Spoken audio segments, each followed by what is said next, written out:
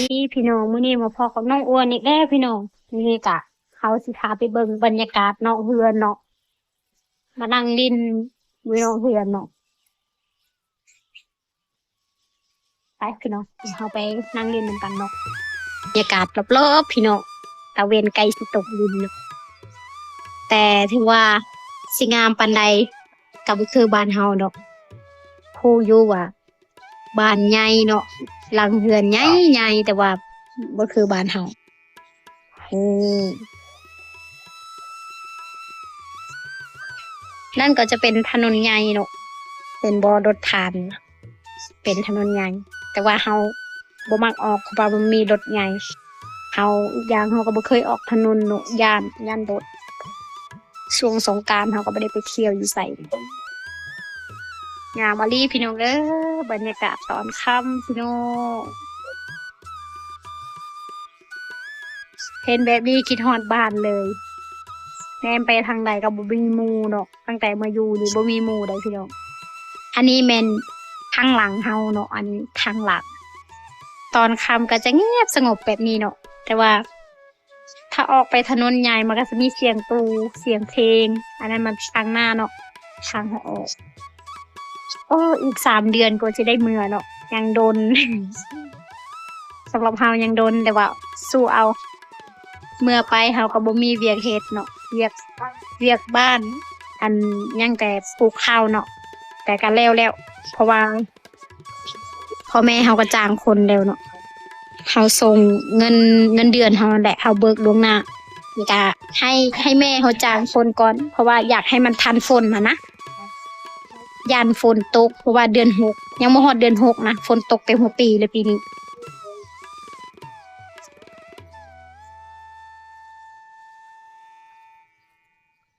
ก็งานเนาะงานสิเปิดนั่นก็เดือนเก้าเนาะเดือนเก้าเขาเจ้าเปิดแต่เดือนเก้าแล้วก็เดือนเดือน 10เดือน 4เนาะเดือน 4เดือน 5เขาเจ้าก็สิปิดอีกเนาะว่าฤดูฤดูอันเดือน 5เนาะอันมันต้นก็สิหมดเนาะเพราะว่าภาษาไทยเขาจะเอิ้นว่ามันสำปะหลังเนาะมันหมดฤดูเก็บเกี่ยวเนาะเขาเจ้าก็สิปิด หลังจากปิดเฮาก็บ่มีงานเฮ็ดเนาะบ่มีงานเฮ็ดบัดนี้แหละจำเป็นต้องมาเวียงเนาะเพราะว่าอยู่เวียงมันมีงานหลายเนาะมีงานหลายกว่าอยู่บ้านอยู่บ้านก็มีแต่ว่ามันมีน้อยอีกอย่างเงินเดือนก็บ่หลายเนาะบ่หลายเท่าอยู่เวียงสิว่าแนวใดลื่น10-20,000ก็อยากได้เนาะตื่นน้อยเดียวเฮาก็อยากได้เพราะแบบนั้นคนเฮาจึงเลือกที่จะมาเวียงเนาะเพราะว่างานงานมันหลายหั้นนะเว้าสิฟังจ้ะ มันต่างจากอยู่บ้านนอกจากเฮ็ดเฮ็ดไร่เฮ็ดสวนแล้วก็บ่มีหยังเฮ็ดเนาะในโลกที่มันวุ่นวายเนาะอยู่เมืองใหญ่วุ่นวายอีหลีพี่น้องรถก็หลายแต่ว่าบ่แพ้อยู่เวียดเดะอยู่เวียดหลายกว่าอีกอยู่นี่ยังบ่หลายปานใดเนาะเราก็มาอัน2เทื่อเลยเดะมาเวียงนี่เทื่อที่1เราก็มาอยู่ร้านอาหารจีนเนาะ เทื่อที่2นี่เขาก็มาเป็นแม่บ้านมาเป็นแม่บ้านให้อันคนต่างชาติเนาะฝรั่งเศสนั่นแหละ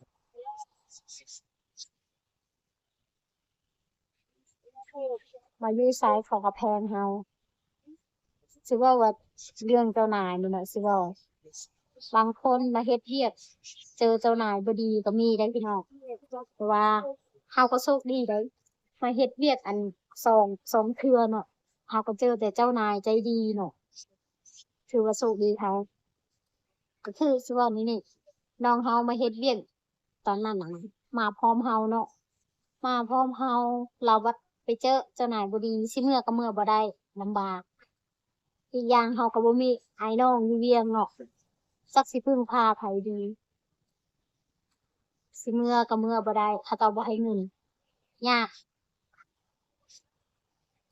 เจอเจ้านายดีก็ดีไปพี่น้องเอ้ยเจอเจ้านายบ่ดีนี่โอ้อยู่ก็อยู่ลำบากคือเฮาก็ดีแต่ว่าคือบางคนนี่เขาเจ้าแบบมัก ไปเล่นไปเที่ยวเนาะเขาเจ้าสิอยู่บ่ได้แบบเราต้องอยู่แต่ในเรือนเพราะว่าอีกอย่างเรา อยากให้เฮาเฝ้าเฮือนนะบอกจังซั่นมันบ่มีคนเฝ้าเฮือนให้เราถ้าเรามาประมาณ10 โมงเฮาก็ไปเล่นได้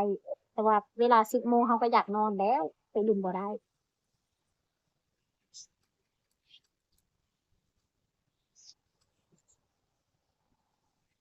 รถก็หลายอยู่ประมาณตอนค่ำอะประมาณ5 โมงอะก็หลาย แต่ว่าทางนี้มันเป็นทางที่แบบบ่มีรถผ่านอะทางนี้มันเป็นบ้านที่แบบเราต้องเข้าไปข้างในอีกนะมันบ่แม่นแบบบ้านที่ว่าอยู่แถวถนนใหญ่อย่างเงี้ย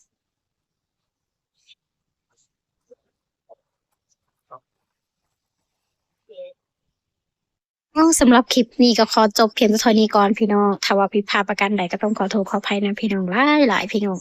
สำหรับคลิปก็ขอจบเพียงเท่านี้เนาะถ้าไผสิมักคลิปน้องอวยอย่าลืมกดไลค์กดแชร์กดกระดิ่งให้เด้อพี่น้องเพื่อติดตามคลิปตอนต่อไปเนาะบ๊ายบาย